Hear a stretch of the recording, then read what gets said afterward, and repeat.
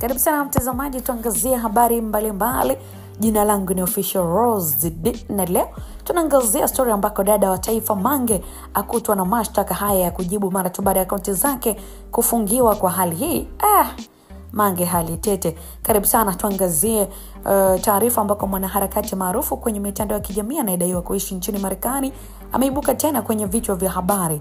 Ni mara tu baada ya taarifa kuonyesha kuwa amefunguliwa mashtaka mazito ya jinai nchini Tanzania, ikiwa tuhuma za utakatishaji fedha. Na kwa mujibu wa hati ya mashtaka inadaiwa kuwa kati ya Machi 1 na Machi 31, 2022 katika maeneo mbalimbali Dar es Salaam, mtumiwa alipokea kiasi cha shilingi 134.5 milioni akifahamu kuwa fedha hizo zinatokana na uhalifu.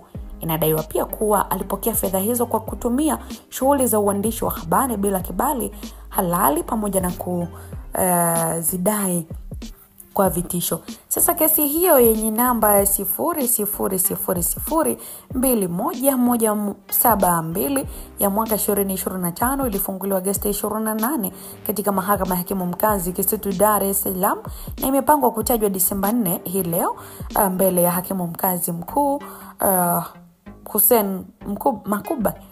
Na mashtaka hayo yanaangukia katika kifungu cha 12(1)(d) na 13(a) cha sheria ya utakatishaji fedha sura ya 423 mwaka 2019 sambamba na sheria ya uhujumu uchumi.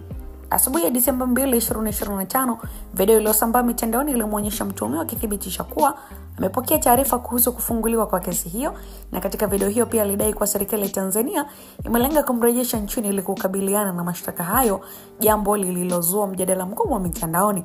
Kwa upande wa sheria, utaratibu wa kurejeshwa kwa watuhumiwa kutoka nje ya nchi kama ilivyoainishwa katika sheria ya Extradition Act 2019 unatambua utakatishaji fedha kama moja ya makosa ambayo yanaweza kusababisha hatua za kimataifa za uhamishaji wa mtuhumiwa. Kiukweli hadi sasa mamlaka za Tanzania hazijatoa taarifa mpya zaidi ya zile zilizopo kwenye hati ya mashtaka, huku wananchi na wafuasi wake wakisubiri kwa hamu hatua zitakazofuata mahakamani na msimamo wa serikali kuhusu mchakato wa kumrejesha mwanadada Mange nchini. Kesi inatarajiwa kuwa miongoni mwa zinazofuatiliwa kwa umakini mkubwa kabisa kutokana na umaarufu wa mtuhumiwa katika majukwaa ya mitandao ya kijamii. Mtazamaji wetu wa Biomedia, unafikiri mara tu baada ya kesi hii Mange anatoboa ama nini kinaendelea kati yake?